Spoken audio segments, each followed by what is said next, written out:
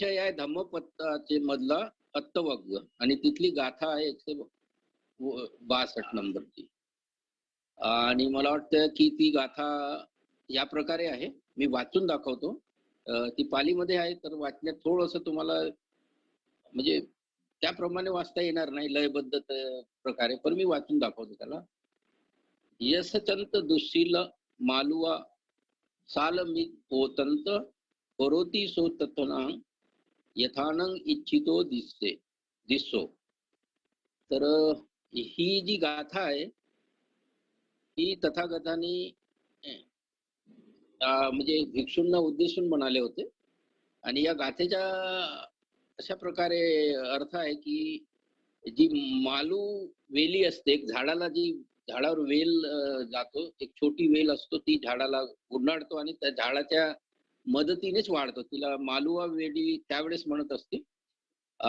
त्याचं नाव मलाही माहिती नाही. आणि ती साल वृक्षावर ज्या प्रकारे वाढतो, त्याचा सहारा घेऊन आणि त्याला गुंडाळून टाकतो ती. आणि जास्ती गुंडाळल्यामुळे, अति गुंडाळल्यामुळे त्या वृक्षाला स्वतःचं पोषण घेता येत नाही आणि तो म्हणून तो वाढतो किंवा तो नष्ट होतो. तर यामधून असं सांगण्यात येत आहे की ज्या प्रकारे एक दुराचारी व्यक्ती असेल, एक शीलहीन व्यक्ती असेल, तो आपल्या दुष्कर्मामुळे किंवा अकुशल क्रमामुळे, आपल्या तृष्णेमुळे, अज्ञानामुळे तो याच प्रकारे अकुशल कर्म करून त्या कुशल कर्मामुळेच तो नाश पावतो. तर अशा प्रकारे या गाथेचा अर्थ आहे.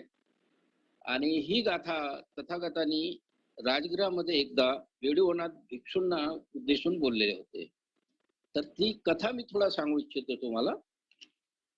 तर ती कथा येण्याप्रमाणे आहे की एकदा भिक्षू वेडूवनामध्ये चर्चा करीत होते आणि चर्चेमध्ये ते देवदत्ताबद्दल काही बोलत होते की देवदत्त कसा दुराचारी आहे, स्वार्थी आहे, आपले तृष्णेपुढे तो अनेक कुशल कर्म करतो. आणि त्याच प्रकारे त्याने राजा जो त्यावेळेसचा होता अजातशत्रू याला आपल्या विश्वासात घेतलं आणि त्याच्याकडून मान सन्मान करून घेतो, स्वतःला धन कमवितो आणि त्यांना अकुशल मार्ग दाखवत असतो. आणि त्याचमुळे अजातशत्रूने आपल्या वडिलाला वध केला आणि त्यांनी राज्य प्राप्त केला. अशा प्रकारे यांच्या सल्लेमुळे तो अकुशल मार्गाला लागत होता आणि त्यांनी अनेकदा तथागताची पण हत्या करायचा प्रयत्न केला. अशा प्रकारे भिक्षूमध्ये चर्चा चालत होती, तेव्हाच तिथे तथागत आले. त्यांनी हे ऐकलं आणि ते म्हणाले की देवदत्त याच जन्मात नाही तर माझ्या पूर्वी पण तो अशाच प्रकारे माझ्यावर अनेकदा त्यांनी जीव मारण्याचे प्रयत्न केले, पण तो यशस्वी होऊ शकला नाही. आणि म्हणून ही कथा ते सांगतात की ते कथा या प्रकारे आहे की वाराणसीमध्ये एकदा ब्रह्मदत्त राजा होता आणि त्या काळामध्ये बोधिसत्व हे हरिणाच्या रूपामध्ये जन्माला आले होते आणि देवदत्त हा शिकारी होता. आणि तो शिकारी जंगलात शिकार करायला जात होता. तर एके ठिकाणी एका झाडाखाली त्यांनी एक हरिणाचे पाऊल पाहिले, पाऊलाचे ठसे. आणि त्याला वाटलं की हरिण इथे येतात म्हणून त्या झाडाखाली त्यांनी खंदक खोदलं आणि त्याच्यावर बांबू वगैरे पाला पाचोळा टाकून त्याला बंद केलं की हरिण तिथे येईल आणि पडेल आणि मग तो त्याला पकडेल. आणि तो एका बाजूला लपून जातो. पण जेव्हा तिथे हरिण येतो त्याला काहीतरी असं वाटतो की इथे काहीतरी बरोबर नाही आहे वातावरण, असं त्याला लक्षात येतो. म्हणून हळूहळू झाडाकडे जातो. पण तेव्हा त्यावेळेला जो शिकारी आहे तो काही फळे फेकून ठेवतो तिथे, ते हरिणाला दिसले पाहिजे आणि तो खायला येईल. पण ते बघून हरिण अजूनच सतर्क होतो आणि तो तिथून हळूहळू हळूहळू मागे दुसऱ्या वृक्षाकडे जातो. आणि तिथून तो वृक्षाला म्हणतो की हे वृक्ष, आज तुम्ही जे जे प्राकृतिक नियम आहे, या जगाचे जे नियम आहेत ते तोडले आहेत. फळ वळून खाली पडतात आणि आज पण तू फळे खाली सरळ न पाडता दुसरीकडे वाकडे तिकडे पाडलेले आहे. त्यामुळे मी तुझ्यापासून लांब जात आहे कारण की तू प्राकृतिक नियम मोडले आहे. आणि हळूहळू तो दुसऱ्या झाडाकडे जातो. तर हा जो शिकारी असतो हा बघतो आणि त्याला राग येतो आणि तो ओरडतो, की "हरिणा तू आज माझ्या तावडीतून सुटलास किंवा माझे गणित चुकले म्हणून तू सुटलास." तर त्यावेळेस तो हरीण त्याला उत्तर देतो, की "हे शिकारी, हा तुझ्या गणित चुकला म्हणून मी सुटलो हे बरोबर आहे. पण तुझ्या ज्या अकुशल कर्माचं गणित आहे, तो कधीच चुकणार नाही आणि तो सतत तुझ्या पाठलाग करत राहील आणि तू एकेवेळी त्यामुळे स्वतःचा नाश करून घेशील."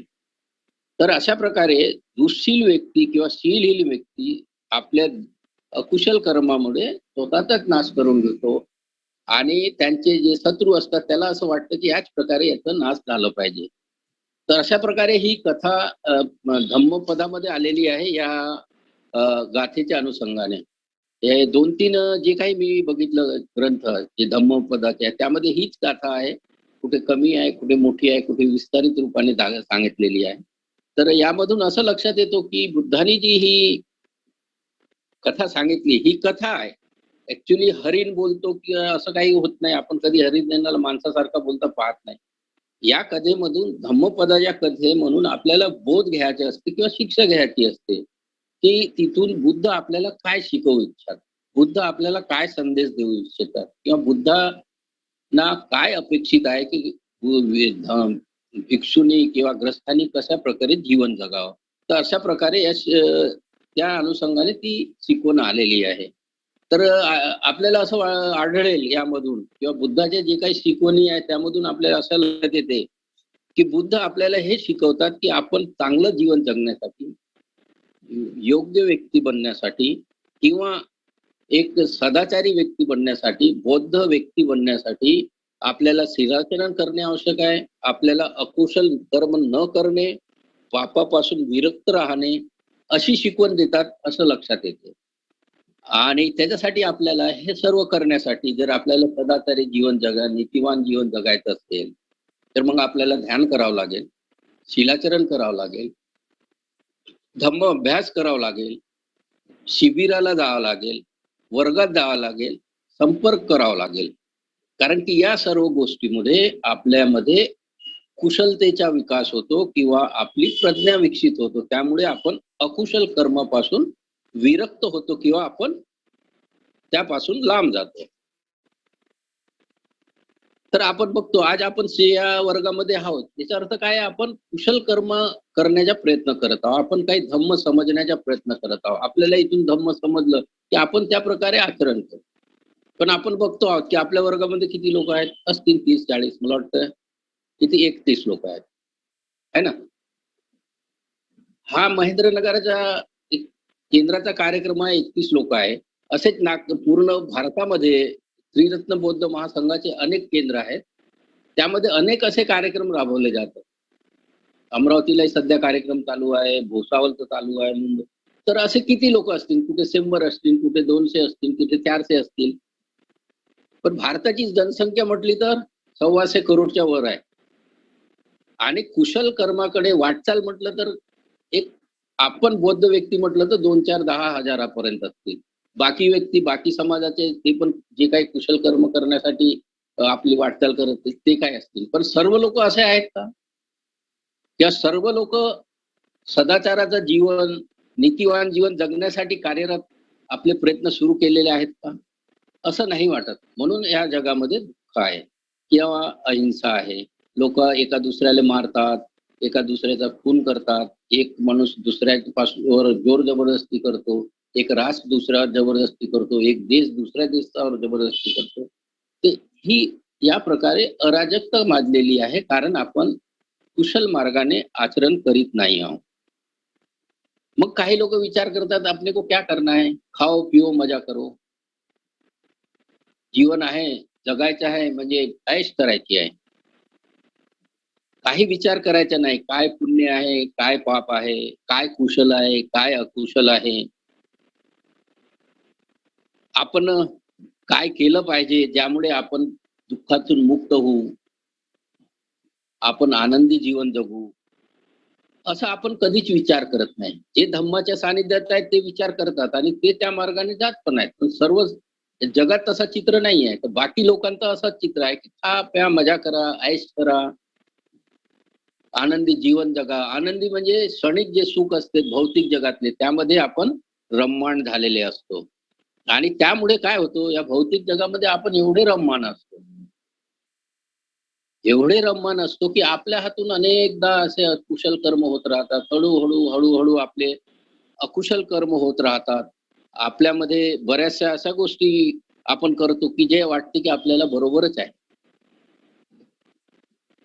आणि तुम्ही बघता उत्तर नागपूरला आपण बघतो, की रविवारी आपल्या इकडे एक मोठा चौक आहे. नागोराव चौक, पाटणकर चौक. सकाळी 7-8 वाजता तिथे जत्रा भरतो. आता जत्रा म्हटलं की सर्वाला आनंद होईल. पण जत्रा अशी असतो की तिथे बोकडांचा बली दिला जातो ना, जे आनंदी मजा करणारे लोक आहेत त्यांची ऐश असतो. म्हणजे त्या बाजारामध्ये फक्त बोकडाचा बाजार असतो. एवढी मोठी जत्रा असतो. लोकं लाईनमध्ये उभे असतात, थैल्या घेऊ-घेऊ. तर हा काय आहे? जीवनाचा आनंद घेणे आहे. तो प्राणी मरत असेल त्याला काय घेणे-देणे? मला मजा येतो ना.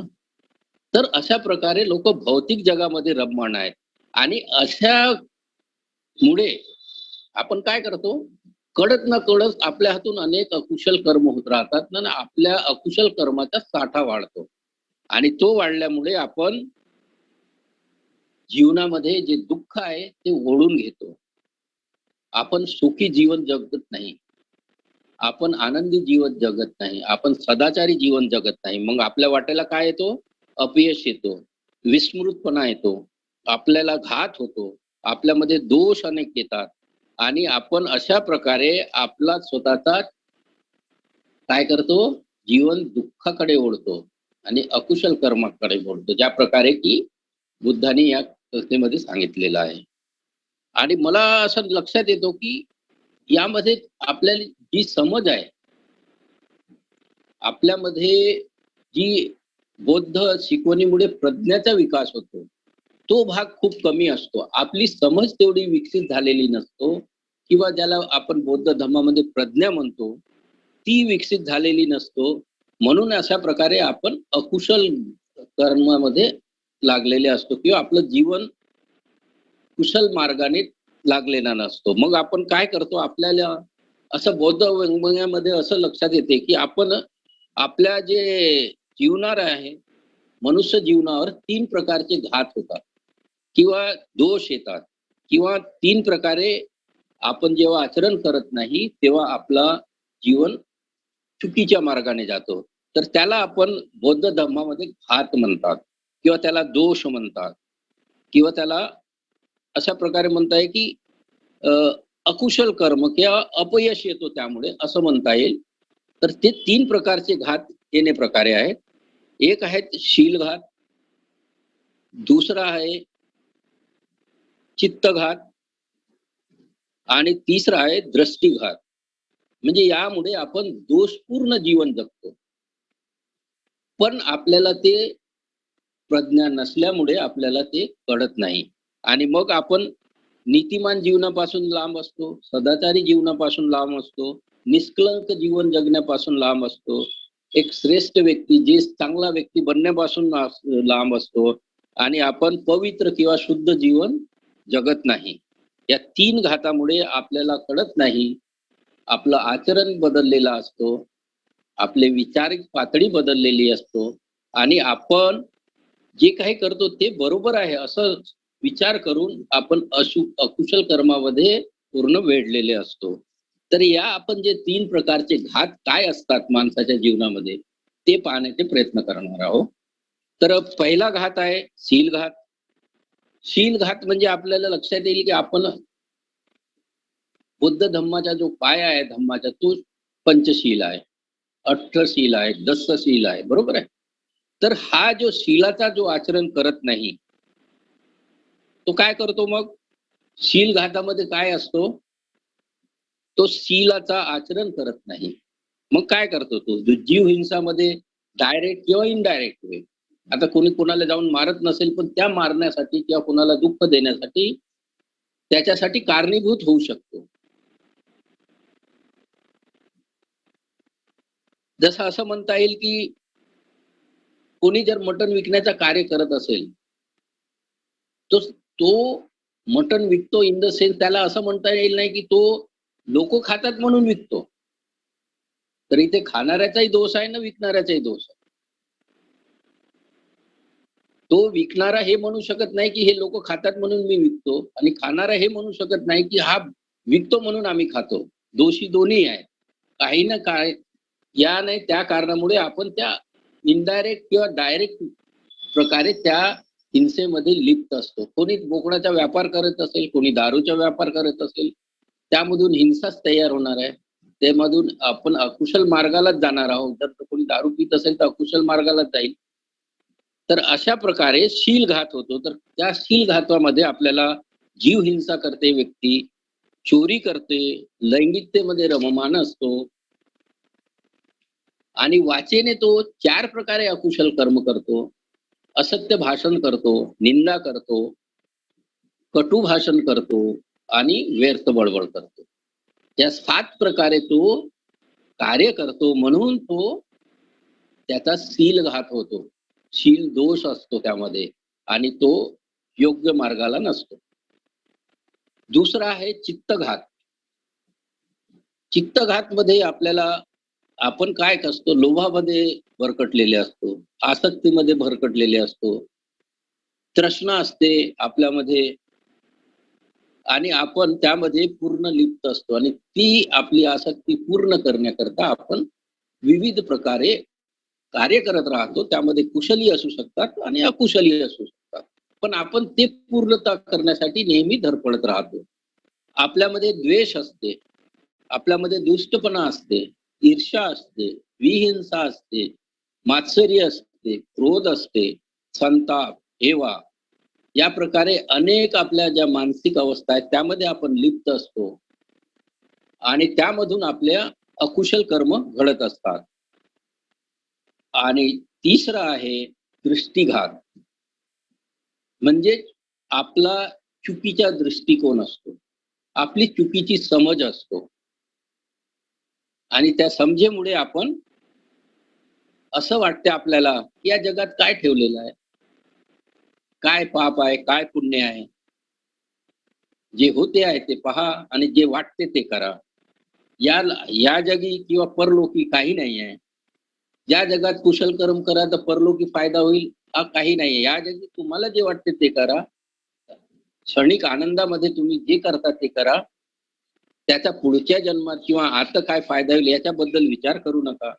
या जगात कोणीही श्रेष्ठ व्यक्ती नाही.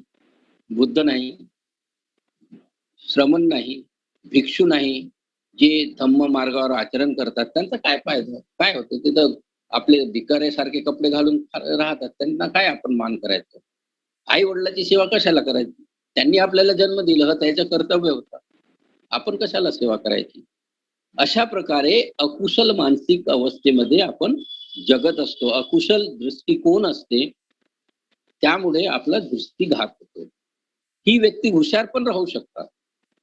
पण त्यांची जे विचार पद्धती आहे त्यामध्ये त्यांच्या भावना संमिलित नसतात. ते मनापासून करत नाही. ते फक्त कार्य आपल्या बौद्धिक पातळीवर त्याच्यामधून क्षणिक आनंद किंवा तात्पुरता आनंद घेण्यासाठी करतात. तर त्यामुळे त्यांचा तो घात होतो किंवा ते चुकीच्या वळणाने असतात आणि म्हणून त्याला म्हणतात दृष्टिघात. तर बंधू आणि भगिनींनो तुम्हाला हेही यामध्ये माहिती आता लक्षात आलं असेल की ह्या दशशील आहे. तरी आपण सर्वसामान्य लोक 5 शीलाचं आचरण करतो. पण जी वाचेची शील आहे त्याच्यामध्ये 3 शील जोडलेले आहेत. त्याचा अर्थ त्याचप्रमाणे होतो. जसं मुसावादामध्ये त्यामध्ये 3 अजून शील जोडलेले आहेत. आणि दृष्टिघात म्हणजे हे 2 आहेत आणि दृष्टिघातची 1 शील आहे आणि चित्तघाताच्या 2 शील आहेत. अशा 10 शीलाचं आपण आचरण करतो आणि त्रिरत्न बौद्ध महासंघामध्ये आपल्याला माहित असेल की जे धम्मचारी असतात ते दशशील त्या आचरण करतात, प्रतिज्ञाबद्ध होतात, तेव्हाच ते धम्मचारी बनतात. म्हणजे त्यांना 10 शीलाचं आचरण करणे आपल्या संघामध्ये आवश्यक आहे. आणि तेव्हाच तो आपल्या या घातामधून बाहेर येऊ शकतो आणि कुशल मार्गाला लागू शकतो. तर या प्रकारे आपण आपलं घात कसा होतो किंवा आपण अकुशल मार्गाला का लागतो आणि आपला या अकुशल मार्गामधून कुशल मार्ग कसा निघते किंवा कसं काढता येईल त्याबद्दल हे दृष्टीचे जे प्रकार आहेत ते समजणे आवश्यक आहे आपल्याला. आणि दृष्टिघात जे आहे ते आपल्याला 5 प्रकारे होतो. म्हणजे आपली जी समज आहे, जी आपल्या वैचारिक पातळी आहे त्या 5 प्रकारे दूषित असतो. 5 प्रकारे ती म्हणजे अकुशल गोष्टीला वाव देतो. आणि ते 5 दृष्टीचे जे प्रकार आहेत, ते मी तुम्हाला थोडं समजवण्याचा प्रयत्न करेन. कारण की दृष्टीमध्ये एक प्रकारे प्रज्ञाचा विकास होतो. तुम्ही आर्य अष्टांगिक मार्ग वाचलं असेल किंवा त्याच्यात दृष्टी जी आहे सम्यक दृष्टी म्हणजे समज आपली. जर आपली सम्यक दृष्टी विकसित झाली तर आपण बाकीचे जे 7 अंग आहेत भावना मार्ग आहे म्हणजे ते मग आपण त्या प्रकारे आपल्या भावनेतून ते अंग आपण विकसित करतो. जरच आपली सम्यक दृष्टी झलक लागलेली नाही तर आपण ती भाग आपले विकसित होत नाही. आणि मग आपले काय असतात की आपण जी कुदृष्टी आहे किंवा ते दृष्टीचे दोष आहेत त्यामध्ये अडकलेले असतो. तर आपल्या लक्षात येईल की आपल्या संघामध्ये पण आपण जेव्हा शिकवतो की माणूस जेव्हा विकासाच्या मार्गाला लागतो तेव्हा तो अ, अगोदर श्रुतापन्न होतो, मग सुकृतागामी होतो, मग अनागामी होतो, मग अरंत होतो, असं आहे ना. या प्रकारे त्याची वाटचाल होतो किंवा विकास होतो. आणि जेव्हा तो श्रोतापन्न होतो तर तो 3 बंधनं तोडतो. कोणता बंधन आहेत ते? सत्काय, दिष्टी, विचिकिच्छा आणि शीलवत प्रमाण. तर मी तुम्हाला हे सांगू इच्छितो की हे दृष्टी किती आवश्यक आहे. तर दृष्टी जे घात होते ते 5 प्रकारे होते. पहिला प्रकार आहे सत्काय दृष्टी, दुसरा प्रकार आहे दृष्टी प्रमर्श, तिसरा प्रकार आहे अंतर्गत दृष्टी, चौथा आहे मिथ्या दृष्टी, पाचवा आहे शीलवत परामर्श. ते जे 5 दृष्टिघात आहे याच्या विरोधात जे आहे जे कुशल आहे ती आहे सम्यक दृष्टी. तर ह्या 5 गोष्टीवर आपल्याला मात करून आपल्याला सम्यक दृष्टी विकसित करावं लागेल. आणि ही दृष्टी किती महत्वपूर्ण आहे तुम्हाला याच्यावरून लक्षात येईल की श्रोतापन्न बनण्यासाठी आपल्याला दृष्टीचे 2 बंधनं तोडावं लागतात. कुठले कुठले? सत्काय दृष्टी आणि शीलवत परामर्श. बरोबर. तर दृष्टी म्हणजे आपली समज विकसित करणे हा बौद्ध धर्मामध्ये महत्वाचा भाग आहे. जर आपली प्रज्ञा विकसित होईल तर आपण विकासाच्या मार्गाला जाऊ. आपली करुणा विकसित होईल त्याच्यासोबत. आपल्यामध्ये मैत्री विकसित होईल. समज वाढेल तर आपण त्या प्रकारे आपल्या जीवनाचा मार्ग बदलवू. तर अशा प्रकारे आपण हे दृष्टी दोष आहेत ते समजलं पाहिजे. आणि त्याबद्दल मी थोडं सांगू इच्छितो की सत्काय दृष्टी जी आहे हे आपण बरेचदा वाचलं असेल. आपला एक पक्का दृष्टिकोन असतो. आपली एक पक्की समज झालेली आहे. हे असंच आहे. हे बदलू शकत नाही. आणि कधी-कधी एक हिंदीमध्ये लोकं डायलॉग म्हणतात. अपना तो ऐसा है, मैं ऐसा ही हूँ. बरेचदा आपण ऐकतो. म्हणजे तो जो विचार करतो तो सत्य आहे. म्हणजे त्याच्या मागचा जर पाहिला की हा अशा प्रकारे का वागतो, तर त्याला जी काही मान आणि प्रतिष्ठा आहे, ते त्याच्या मागे ठामपणे उभे असतात. मान आणि प्रतिष्ठा. तो आपला मान कमी होऊ देत नाही. ते आपली प्रतिष्ठा मी आहे ना, या प्रकारे तो विचार करत असतो. म्हणून त्याचा जो आपला जो विचार करण्याची पद्धत आहे ती बदलवत नाही आणि तो सत्काय दृष्टीमध्ये अडकलेला असतो. दुसरा आहे अंतग्रह दृष्टी. यामध्ये काय होतं, त्याला असं वाटतं की काय आहे या जगामध्ये? काही नाही. पाप पुण्य नाही. भौतिक वादामध्ये तो राहतो. त्याचा एक फिक्स ॲटिट्यूड असतो. कुठल्याही विचाराशी तो कधीच कॉम्प्रोमाईज करत नाही. तो एका प्रकारे म्हणता येईल की सवयीच्या गुलामच असतो. त्याला असं वाटत नाही की आपण विकास केलं पाहिजे किंवा जे मी विचार करतो, तर कोणी श्रमणाने किंवा जो धम्म आचरण करणाऱ्या लोकांनी आपल्याला काही सांगितलं तर त्यावर विचार केलं पाहिजे. त्याच्यावर कार्य केलं पाहिजे असं त्याला कधीच वाटत नाही. तो फक्त आपल्या भौतिक वादाच्या भोवऱ्यामध्ये त्यामध्ये गुंतलेला असतो आणि त्याच प्रकारे मौज-मस्ती आणि क्षणिक सुखामध्ये तो लागलेला असतो. तिसरा आहे मिथ्या दृष्टी म्हणजे चुकीची दृष्टी. हा व्यक्ती काय असतो, त्याला कर्मावर विश्वास नसतो, की मी जे काही करत आहे त्याचा माझ्यावर अकुशल परिणाम होईल. त्याच्यावर त्याला विश्वास नसतो.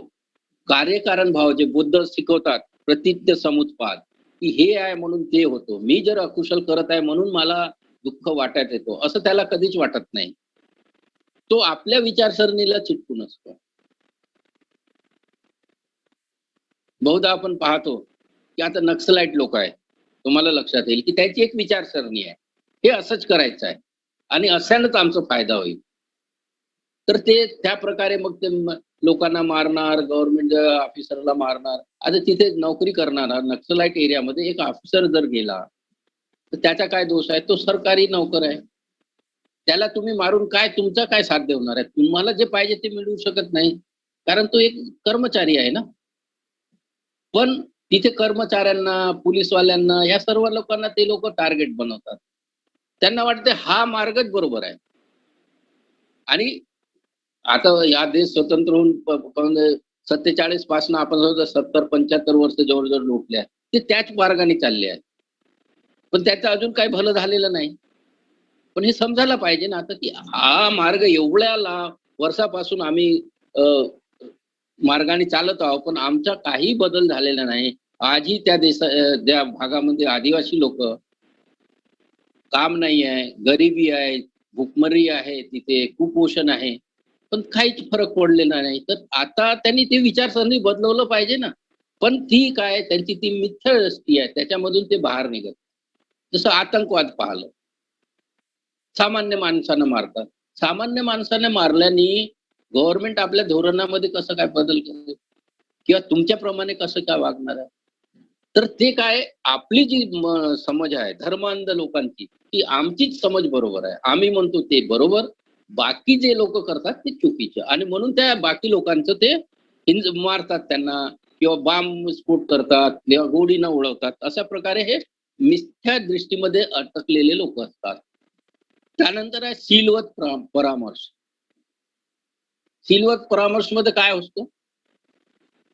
तो व्यक्ती यंत्रवत काम करत राहतो. त्याच्या मनस्थितीवर कधीच काही परिणाम होत नाही. करायचं आहे म्हणून करतो. जसं मला वाटलं, की सकाळी उठून 6 वाजता विहारात जाणे आणि अगरबत्ती लावणे. तर मग जाईल. अगरबत्ती लावणे. पण त्या अगरबत्ती लावण्याचा उद्देश काय आणि त्या अगरबत्ती लावल्यानं माझ्या मनावर काय परिणाम होतो? मी का लावत आहे? याचा त्याला कधीच विचार येत नाही. कधी-कधी आपण विचारू सकाळी सुटणे, अंघोळ करणे, फ्रेश होणे, मग बुद्धासमोर अगरबत्ती लावणे, त्याच्यानंतरच चहा घेणार मी. त्याच्या अगोदर घेऊच शकत नाही. अरे बरं अगोदर चहा घेतली तर काय प्रॉब्लेम नाही. बुद्ध नाराज होणार नाही. पण आपली समज अशी असते, की मी अशाच प्रकारे करणार आहे. माझ्या मनावर तो पगडा असतो, मी त्याला सोडायला तयार नसतो. त्याला तो कधीच विचार करत नाही, की याच्यामुळे मला काय फायदा होईल किंवा काय नुकसान होईल किंवा मी फक्त यंत्रवत करत आहे, याच्या माझ्या मनावर किती आजपर्यंत जे करत आलो किती फरक पडला, यावर तो विचारच करत नाही आणि तो या दृष्टीघातामध्ये अडकलेला असतो. त्यानंतर आहे दृष्टी परामर्श. मी जे करतो तेच बरोबर आहे. माझा मार्ग आहे तोच बरोबर आहे. आता माझा मार्ग बरोबर आहे म्हणजे कधी-कधी काय होतं, आता मी आपल्याच संघाच्या लोकांचं उदाहरण देतो. जे लोक नवीन-नवीन संघाशी जुळतात, त्यांना खूप आवडतो संघ. त्यांना वाटते किती मस्त पूजास्थान असते यांचं. किती मस्त लयबद्ध पद्धतीने पूजा करतात. किती मस्त ध्यान शिकवतात. किती मस्त हे लोकं आपल्याला धम्म समजावून सांगतात. वॉव! बेस्ट एकदम बढिया. मग तो बाहेर लोकांना सांगतो. अरे तो टी-बी-एम-एचच बेस्ट आहे. दुसरा त्याच्यात आहेच नाही या जगात. तोच सर्वात चांगला. The best. त्याच्याशिवाय दुसरं काही नाही. पण अशातला भागही नाहीये. बाहेरील लोकं धम्म आचरण करणारे आहेत. आपण त्यांना रिजेक्ट करतो. ते पण धम्म शिकतात. ते पण होऊ शकते. आपल्या प्रकारे चांगले बी धम्म आचरण करत असू शकतात. कारण आपण त्यांच्याशी भेटलो नाही ना. आपण कसं ठामपणे म्हणू शकतो की मीच बरोबर करतो. आहेत अनेक लोक भिक्षू आहेत, बरेचसे ऑर्गनायझेशन आहेत, ते पण आपल्या प्रकारे प्रयत्नशील असतील. तर अशा प्रकारे आपली विचारसरणी नसतो. आपण आपल्या विचाराला चिटकून असतो. फिक्स आपण एक पॅरामीटर बनवलेला असतो, त्याच्यामध्ये जगतो आणि त्याला म्हणतात आपण आपल्याला दृष्टी परामर्श होतो. आणि ह्या सर्व बाबी का होतात? म्हणजे मनुष्य कधी-कधी थोडाफार बुद्धीने समजतो, पण का करत राहतो? नेहमी तसंच करत राहतो तो. का करतो? त्याच्या मागे त्याचा स्वार्थ असतो. त्याचा अज्ञान असतो. त्याला भय असतो, की मी हे सोडलं तर काहीतरी चुकीचं होईल का? त्याचा अहंकार कार्य करतो, की मैं क्यों छोडू? मी आहे ना. त्याला अजागृती असतो, म्हणजे तो जागृत नसतो. तो स्मृतिमान नसतो. तो असंतुष्ट असतो. मग संतुष्टीसाठी हे सर्व उठाठेवी करत राहतो. तो लोभामध्ये ग्रासलेला असतो. तो द्वेषामध्ये ग्रासलेला असतो. हे सर्व गुण आता आपण जे अकुशल गोष्टी आहेत, अकुशल गुण आहेत. पण मला वाटते माझ्यामध्ये नाही आहेत. पण सुप्तपणे काही काही गोष्टी आपल्या मनामध्ये हे कार्य करत राहतात. त्यामुळे जे आपलं वाटचाल आहे ज्या कुशल मार्गाची किंवा एक श्रोतापन्न बनण्यासाठी किंवा एक चांगला बौद्ध व्यक्ती त्यामध्ये आपण विकासाची गती खूप कमी असतो. त्यांना समजतो ते या गोष्टींना समजून त्याच्यावर कार्य करतात. ज्या प्रकारे त्रिरत्न बौद्ध महासंघामध्ये शिकवण आहे. हळूहळू लोक समजतात की मी कुठे चुकत आहे. ध्यानामुळे त्यांच्या लक्षात येतं. धम्म ऐकून त्यांच्या लक्षात येतो आणि ते स्वतःवर ह्या ज्या अकुशल बाबी आहे त्याच्यावर कार्य करण्याचा प्रयत्न करतात आणि पुढे पुढे आपली विकासाची वाटचाल करतात. आणि हे जे आहे यामुळे आपण काय करतो अकुशल कर्माचा आपला साठा वाढवत राहतो आणि मग आपण आपलं जीवन पद्धती आहे ते 4 विपर्यासामध्ये जगत राहतो आणि त्याला सर्वात चांगलं आहे असं विचार करत राहतो. तर ती जी विपर्यास आहे त्याला आपण कसे चिपकून असतो? या जगात दुःख आहे बुद्धाने सांगितलेलं आहे आणि आपणही अनुभव करतो. पण त्या दुःखाला दुःख मुक्त होण्यासाठी प्रयत्नशील नसतो. आपण त्याच्यामध्येच रममाण असतो आणि दुःखाला सुख समजतो ना त्याच्यामध्येच आपण नित्य आपण त्याच्यामध्ये वावरत राहतो. जे कुरूप आहे त्याला आपण सुंदर समजतो. खूप चांगलं आहे म्हणून आपण त्यामध्ये रममाण होतो. बुद्धाच्या शिकवणीप्रमाणे हा जग अनित्य आहे. म्हणजे बदलत आहे, क्षणोक्षणी बदलत आहे, बदल होत आहे, परिवर्तन आहे, प्राकृतिक नियम आहे. पण आपण त्याला फिक्स समजतो. हे असंच आहे, मी असंच राहणार. काय होणार आहे? अनात्मला आपण आत्म समजतो. म्हणजे जे कुठलीही वस्तू या जगात फिक्स नाहीये, ठोस नाहीये. ती अनेक घटकांनी बनलेली आहे आणि ते नष्ट होणार. पण आपण आत्मा जसे दुसऱ्या धर्मामध्ये आत्मा हे फिक्स आहे, शरीर बदलवतो या प्रकारे विचार करतो. तसं काही फिक्स नाहीये.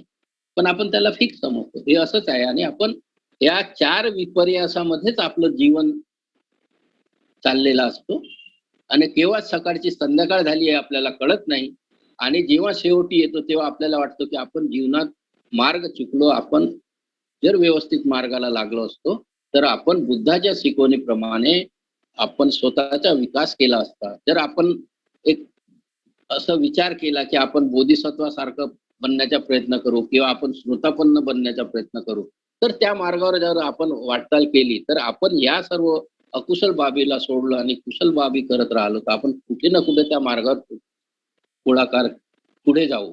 त्यामुळे आपल्या जो जीवनात दुःख आहे, ते आपल्या लक्षात येईल आणि त्यामधून आपण वर उठण्याचा प्रयत्न करू.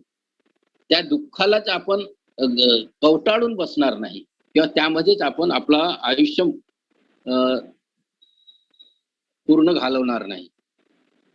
तुम्हाला माहिती असेल, की महायान जी पद्धती आहे, त्यामध्ये योगाचार जे महायानची योगाचार पद्धती आहे, त्यामध्ये आचार्य असंग यांनी 51 मानसिक अवस्थेचा उल्लेख केलेला आहे.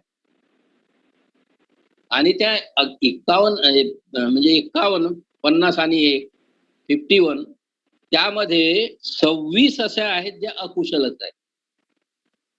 6 मूल क्लेश आहेत ना 20 त्याचे उपक्लेश आहेत. म्हणजे जे एक मानवामध्ये मनुष्यामध्ये 51 प्रकारच्या मानसिक अवस्था असतात. त्यामध्ये अर्ध्यापेक्षा जास्ती अकुशलच असतात. आणि कुशल किती असतात? फक्त 11.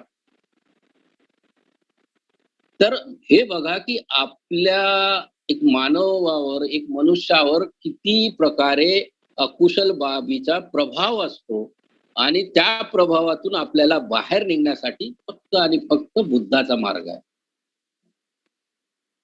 जर आपण बुद्धाची शिकवण समजलं, जर बुद्धाच्या मार्गाला आपण पुढे वाटचाल केली, तर आपल्या या मानसिक अवस्थेला आपण समजून आपण दृष्टीघातामधून बाहेर येऊ शकतो आणि अकुशल जे कर्म आहेत ते थांबवू शकतो. तर आपल्याला जर ह्या दृष्टी दोषामधून बाहेर यायचं असेल किंवा दृष्टी जो घात होतो आपल्यासोबत, जे काही आपले अकुशल दृष्टी दोष आहेत, जर त्यामधून आपल्याला बाहेर यायचं असेल तर आपल्याला निश्चितच सम्यक दृष्टीचा विकास करावा लागेल. त्या सम्यक दृष्टीचा विकास होण्यासाठी आपल्याला प्रयत्नशील लावावा लागेल. तर मग आपल्याला काय करावं लागेल? शील लाभ कसा होईल याच्याकडे आपल्याला लक्ष द्यावं लागेल.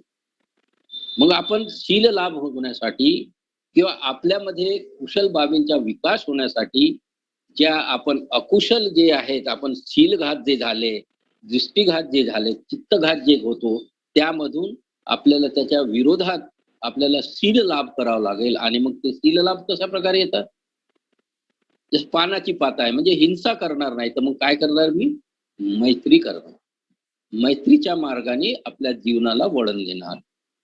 अदिन्न दाना जे आहे, मी चोरी करणार नाही, मग काय करणार? मी दान करणार. कामे सुमिच्छाचाराची आपली तिसरी शील आहे. व्यभिचार, लैंगिकता करणार नाही. तर मग मी काय करेन? शांती आणि संतुष्टीचं आचरण करेन. आणि जे काही सामाजिक परंपरा आहे, त्या प्रकारे आपलं जीवन जगण्याचा प्रयत्न करेन. जसं समाजामध्ये एक नियम बनवलेला आहे, की 18 वर्षाच्या खालील मुलाने या बाबीमध्ये जाऊ नये. त्याने आपला जीवनाचा विकास करावा. 18 वर्षानंतर तो या लग्न होतो किंवा जे काही समाज प्रथेनुसार त्यांना लैंगिकतेला एक हे म्हणून काय प्रमाण म्हणून त्याला लग्न करतात, तर त्या गोष्टीकडे जाता येईल. पण तीच गोष्ट वयाच्या अगोदर करले तर करतात तर ते चुकीचे आहे. म्हणून आपल्याला काय करावं लागेल? शांती आणि संतुष्टीचं आचरण करावं लागेल. मुसावादा म्हणजे खोट्या बोलण्यापेक्षा, असत्य वचन बोलण्यापेक्षा आपल्याला सत्य बोलावं लागेल. आणि त्यामध्येच बाकी दीन आहेत, की कटू वचनं असेल तिथे आपल्याला प्रिय वाचेचा उपयोग करावा लागेल. व्यर्थ बळबळ करण्यापेक्षा आपल्याला उपयुक्त वाचेचा उपयोग करावा लागेल. आणि निंदा करण्यापेक्षा आपल्याला सामंजस्यपूर्ण वाचा वापरावा लागेल. तर अशा प्रकारे आपण शील घातामधून आपला शील लाभ होईल आणि आपला चित्त शुद्धीकडे आपण वाटचाल करू. आणि चित्त लाभ म्हणजे काय आहे? अभिज्ञा आहे, जे लोभ आहे, लोभाची प्रवृत्ती कमी करण्यासाठी आपल्याला दानाचं आचरण करावं लागेल. आणि बौद्ध धर्मामध्ये दानाला खूप महत्व आहे.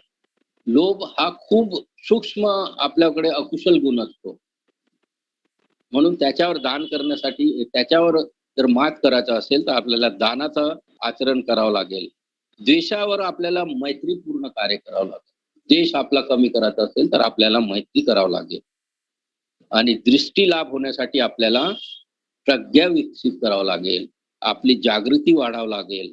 आपली सकारात्मकता वाढवावं लागेल. आपल्याला स्मृतिमान राहावं लागेल. आणि त्यामधून मग आपल्याला असं लक्षात येईल, की मग आपल्या लक्षात येतो किंवा मग आपली समज वाढतो, तेव्हा आपल्या लक्षात येतो, की आपण कुशल कर्म केले पाहिजे. श्रमणाचे ऐकले पाहिजे. त्यांना वंदन केलं पाहिजे. त्याचं मार्गदर्शन घेतलं पाहिजे. श्रेष्ठ व्यक्ती असतो, आपणही श्रेष्ठ बनलं पाहिजे. त्याग केलं पाहिजे, दान केलं पाहिजे. या जगामध्ये आपण पुण्य कर्म करू, कुशल कर्म करू, तर आपण या लोकांमध्ये सुखाचं जीवन जगू शकतो. आणि जर आपल्याला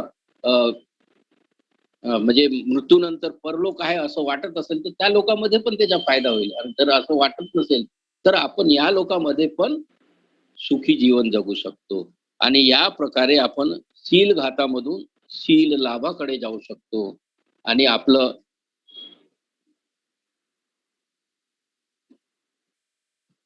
शील लाभ होऊ शकतो. तर अशा प्रकारे आपण बघितलं आहे, की आपला जो जीवनचर्या आहे किंवा आपली जो अ, अकुशल कर्मांमुळे जो नाश होतो आणि अकुशल कर्म कशा-कशा प्रकारे करतो. जसं आपण शीलामध्ये आपलं अकुशल कर्म होतात, आपल्या चित्ताच्या विचारामुळे होतात, आपले समज वाढलेली नसतो म्हणून आपण अकुशल कर्म करतो आणि अशा प्रकारे आपलं जो आहे, की अकुशल मार्गाने जातो, अकुशल कार्य करतो. त्यामुळे आपल्यामध्ये अकुशल जी आहे ती वाढत असतो. म्हणजे अकुशलाचा साठा वाढतो आणि आपण नाशाकडे जातो, दुःखाकडे जातो. तर यामधून आपल्याला जर पुढे विकास करायचा असेल तर शीलाचं आचरण करावं लागेल. धम्म आचरण करावं लागेल. धम्म वर्गाला जावं लागेल. धम्म समजून घ्यावं लागेल. ध्यान करावं लागेल. त्यामुळे आपण विकासाच्या मार्गाला जाऊ आणि आपला विकास होईल. आणि जर आपण विकासाच्या मार्गाला जात असू, तर मग आपण ज्या प्रकारे आर्य अष्टांगिक मार्गामध्ये जे सांगितलेले आहे 4 प्रयत्न, की आपल्यामध्ये जे अकुशल उद्भवलेलं नाही आहे, त्याला आपल्यामध्ये विकास करण्यापासून थांबवणे आणि जे आपल्या मनामध्ये अकुशल गोष्टी आलेल्या आहेत, त्यांचा उच्छेद करणे आणि ज्या कार्य किंवा ज्या गोष्टी आपल्यामध्ये विकसित झालेल्या नाही आहेत, कुशल गोष्टी, त्यांचा आपल्या जीवनामध्ये विकास करणे आणि ज्या विकसित झालेल्या आहेत, त्यांचं रक्षण करणे. तर अशा प्रकारे आपण आपल्या जीवनामध्ये अकुशल गोष्टीला थांबवून, कुशल गोष्टीचा जर विकास केला, कुशलाचा विकास केला, तर शील आचरणामुळे, धम्म आचरणामुळे, तर आपण दुःखापासून प्रवृत्त होऊन आपलं जीवन सुखी होईल, आपण आनंदी होईल आणि आपला सर्वनाश होणार नाही. तर अशा प्रकारे या गाथेमधून माझ्या लक्षात आलं, की आपल्या जे जीवनामध्ये अकुशल होत आहे किंवा जे आपण अकुशल कर्म करतो, तृष्णेच्या पोटी आपण जे काही चुका करतो किंवा शीलघात होते, त्यामधून वाचण्यासाठी आपल्याला धम्माचाच मार्ग आहे, जो आपल्याला सुखाकडे नेऊ शकतो, समाधानाकडे नेऊ शकतो, ज्येष्ठ व्यक्ती बनण्यासाठी आपल्याला मदत करू शकतो. तर यामध्ये मला एवढंच सांगायचं होतं, की आपला जो अकुशल बाबींचा साठा आहे, तो कम करून आपण कुशल बाबीचा साठा जर जमा केला, तर आपण विकासाकडे मार्गस्थ होऊ शकतो. आणि मला वाटते मी इथेच थांबलो पाहिजे. मला जे काही आजच्या या गाथेच्या अनुषंगाने लक्षात आलं, ते मी तुमच्या सोबत हितगुज केलेलं आहे. आणि आजच्या या प्रवचनासाठी जी टीम आहे, महेंद्रनगर ही एक ऑर्गनायझेशन टीम, त्या टीमच्या सर्व बंधू-भगिनींचा मी पुण्यनमन करतो, की त्यांनी मला आज इथे बोलायला एक संधी दिली. त्याचप्रकारे महेंद्रनगरच्या काउन्सिलचं पण मी पुण्यनमन करतो, की अशा प्रकारे ते कार्यक्रम आयोजित करून धम्म प्रसार आणि प्रसारासाठी कार्यरत आहेत.